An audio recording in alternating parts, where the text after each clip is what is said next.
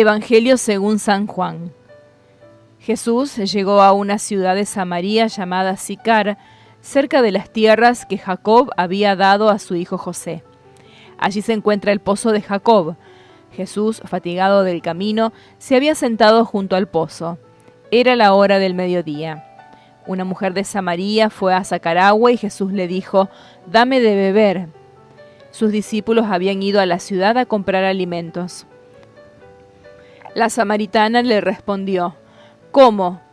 Tú, que eres judío, me pides de beber a mí, que soy samaritana».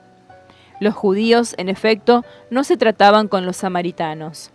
Jesús le respondió: «Si conocieras el don de Dios y quién es el que te dice, dame de beber, tú misma se lo hubieras pedido y él te habría dado agua viva».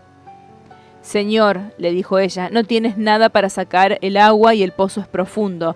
¿De dónde sacas esa agua viva? ¿Eres acaso más grande que nuestro padre Jacob, que nos ha dado este pozo, donde él bebió lo mismo que sus hijos y sus animales?» Jesús le respondió: «El que beba de esta agua tendrá nuevamente sed, pero el que beba del agua que yo le daré, nunca más volverá a tener sed. El agua que yo le daré se convertirá en el manantial que brotará hasta la vida eterna». «Señor», le dijo la mujer, «dame de esa agua para que no tenga más sed y no necesite venir hasta aquí a sacarla». Jesús le respondió: «Ve, llama a tu marido y vuelve aquí». La mujer respondió: «No tengo marido».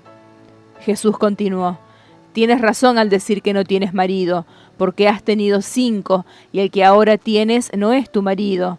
En eso has dicho la verdad». La mujer le dijo: «Señor, veo que eres un profeta. Nuestros padres adoraron en esta montaña y ustedes dicen que es Jerusalén donde se debe adorar». Jesús le respondió: «Créeme, mujer, llega la hora en que ni en esta montaña ni en Jerusalén se adorará al Padre. Ustedes adoran lo que no conocen, nosotros adoramos lo que conocemos, porque la salvación viene de los judíos. Pero la hora se acerca, y ya ha llegado, en que los verdaderos adoradores adorarán al Padre en espíritu y en verdad, porque esos son los adoradores que quiere el Padre. Dios es espíritu, y los que lo adoran deben hacerlo en espíritu y en verdad». La mujer le dijo: «Yo sé que el Mesías, llamado Cristo, debe venir. Cuando Él venga, nos anunciará todo». Jesús le respondió: «Soy yo, el que habla contigo». En ese momento llegaron sus discípulos y quedaron sorprendidos al verlo hablar con una mujer. Sin embargo, ninguno le preguntó: «¿Qué quieres de ella?», o «¿Por qué hablas con ella?». La mujer, dejando allí su cántaro, corrió a la ciudad y dijo a la gente: «Vengan a ver a un hombre que me ha dicho todo lo que hice. ¿No será el Mesías?». Salieron entonces de la ciudad y fueron a su encuentro. Mientras tanto, los discípulos le insistían a Jesús diciendo: «Come, maestro». Pero él les dijo: «Yo tengo para comer un alimento que ustedes no conocen». Los discípulos se preguntaban entre sí: «¿Alguien le habrá traído de comer?». Jesús les respondió: «Mi comida es hacer la voluntad de aquel que me envió y llevar a cabo su obra. Ustedes dicen que aún faltan 4 meses para la cosecha, pero yo les digo: levanten los ojos y miren los campos, ya están madurando para la siega. Ya el segador recibe su salario y recoge el grano para la vida eterna. Así el que siembra y el que cosecha comparten una misma alegría. Porque en esto se cumple el proverbio: uno siembra y otro cosecha. Yo les envié a cosechar a donde ustedes no han trabajado. Otros han trabajado y ustedes recogen el fruto de sus esfuerzos». Muchos samaritanos de esta ciudad habían creído en él por la palabra de la mujer, que atestiguaba: «Me ha dicho todo lo que hice». Por eso, cuando los samaritanos se acercaron a Jesús, le rogaban que se quedara con ellos, y él permaneció allí 2 días. Muchos más creyeron en él a causa de su palabra, y decían a la mujer: «Ya no creemos por lo que tú has dicho. Nosotros mismos lo hemos oído y sabemos que Él es verdaderamente el Salvador del mundo». Hola amigos y amigas, nos encontramos en este tercer domingo del tiempo de la Cuaresma que nos va preparando, nos continúa preparando para la gran celebración de la Pascua. Para meditar este evangelio que acabamos de proclamar, vamos a partir leyendo un cuento que seguramente todos alguna vez hemos escuchado, La Bella Durmiente. Érase una vez una princesa que dormía en el centro de un castillo. El castillo, a su vez, estaba situado en el centro de un profundo bosque. Día a día, el bosque se iba haciendo cada vez más espeso y enmarañado, hasta el punto de hacerse prácticamente infranqueable. Con la princesa dormían también su perro, sus servidores, el jardín y el castillo entero. Al cabo de 100 años, el joven príncipe de un país vecino se entera de la existencia de esta bella durmiente. Su corazón se inflama de amor por ella y decide ir a despertarla.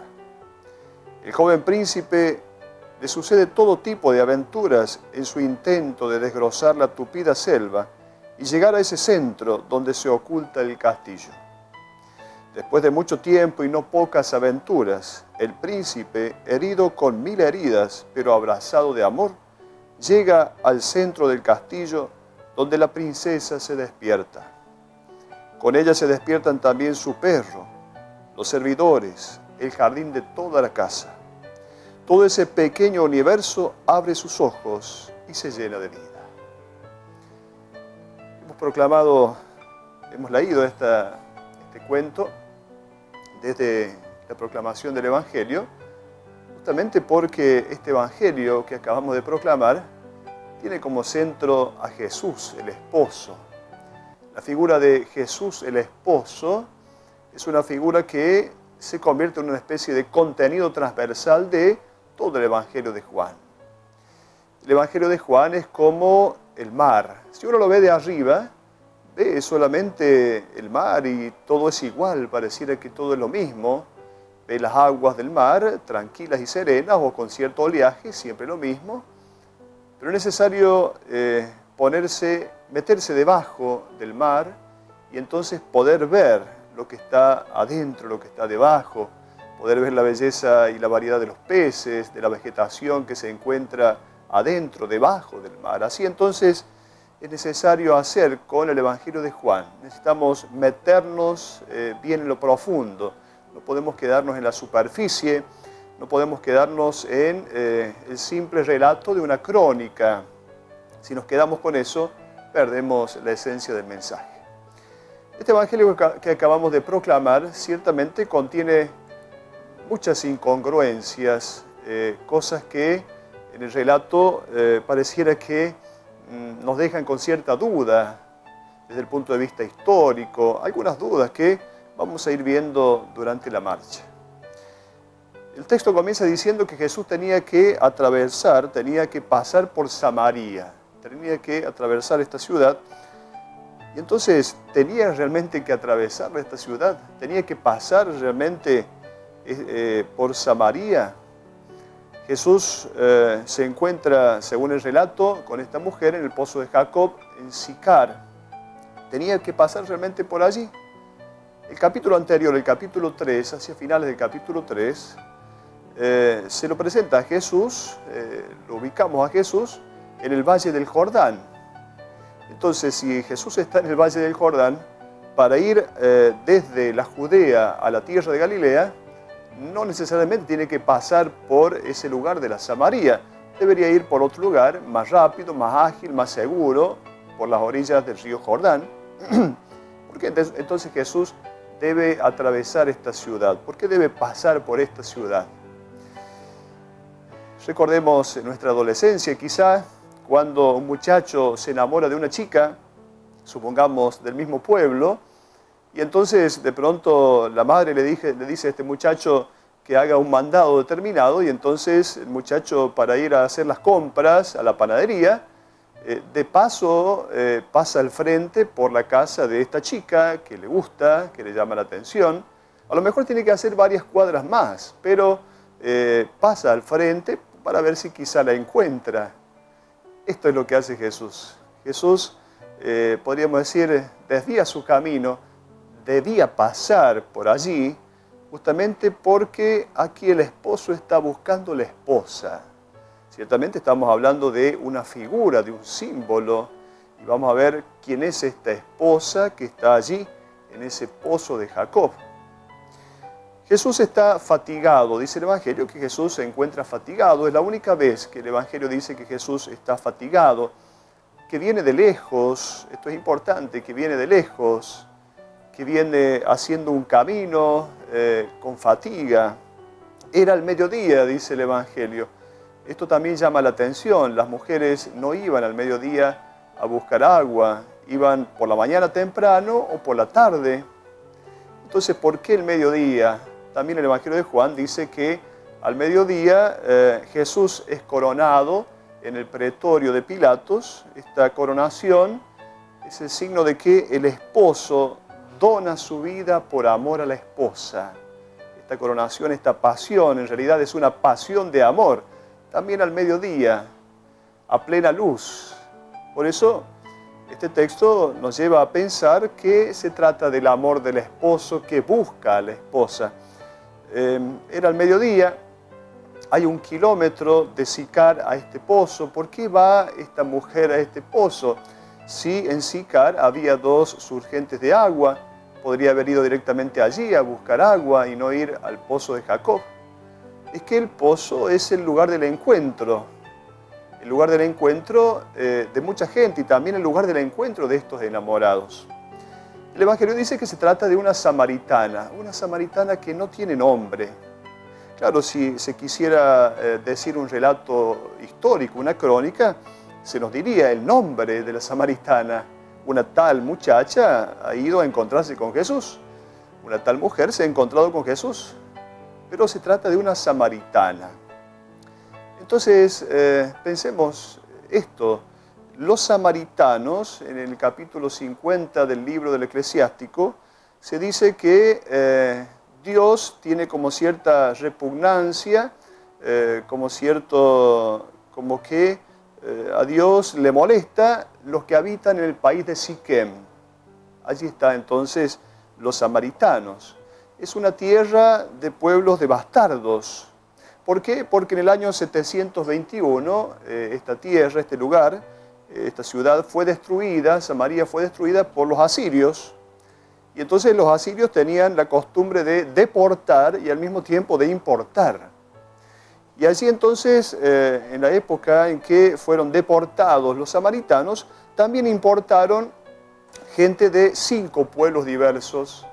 Por eso los 5 esposos, los 5 maridos que tuvo esta mujer, 5 pueblos diversos con los cuales se contagió esta Samaria, esta mujer, esta esposa a la cual el esposo viene a buscar. Esta mujer de Samaria, los samaritanos habían construido un templo en el monte Garizim, que fue destruido en el año 128 a.C. Allí tenían muchos dioses. No era como la Judea que adoraba a Dios, Dios Yahvé, en el templo de Jerusalén. Por eso los judíos se llevan mal con los samaritanos, porque ellos son una raza contaminada, tienen otros dioses, adoran a otros dioses, también a Yahvé, pero tienen otros dioses. Entonces ya sabemos quién es la Samaria, quién es la samaritana.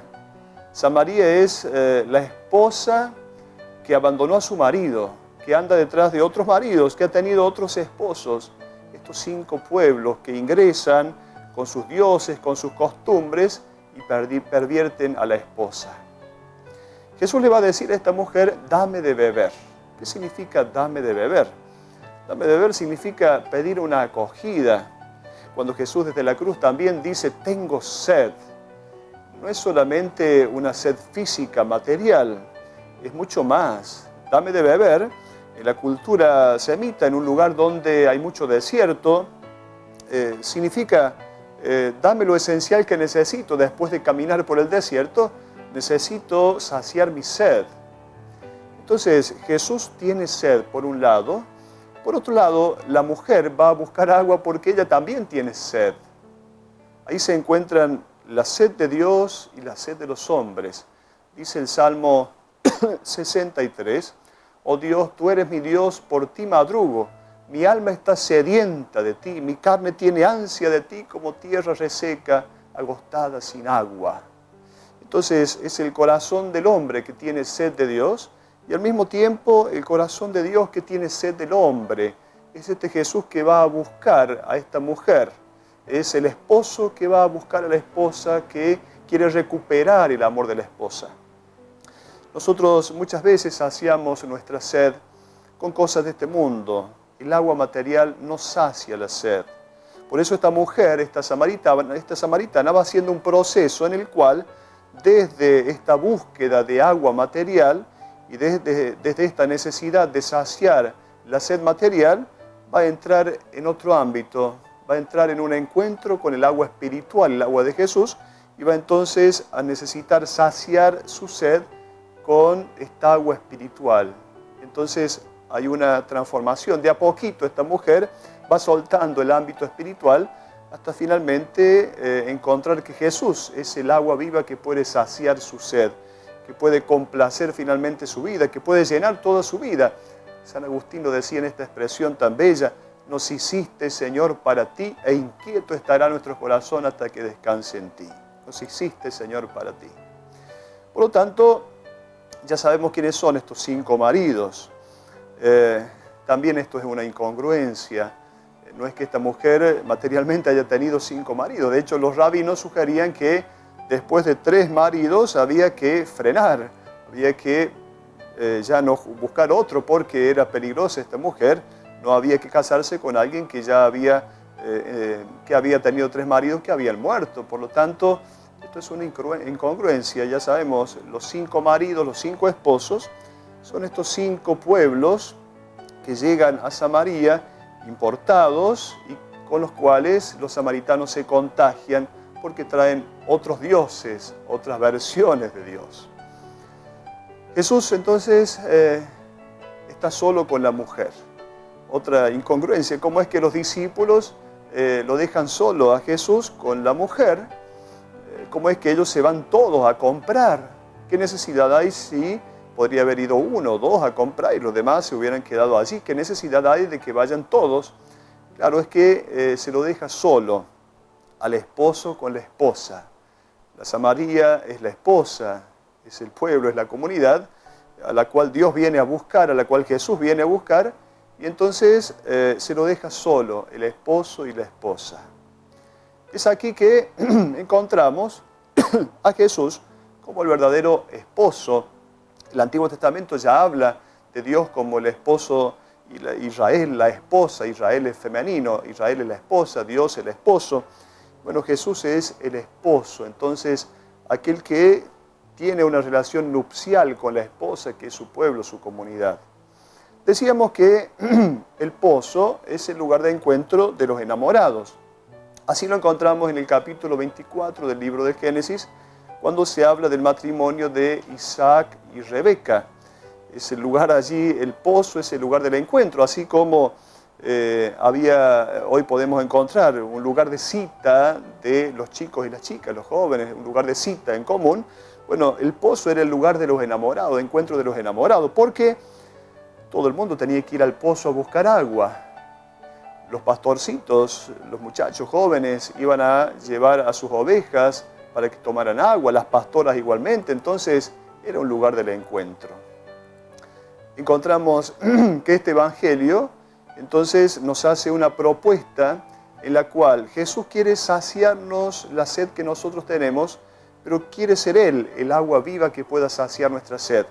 Al final, esta mujer, dice el evangelio, deja la tinaja, va a la ciudad. ¿Por qué? Porque ya encontró el agua viva, ya deja esta tinaja porque encontró la otra agua que va a saciar su sed espiritual, esa que todos tenemos. Saciar la sed con Dios, este Dios que viene a buscarnos, que sale al encuentro, que como esposo no deja de buscar a la esposa.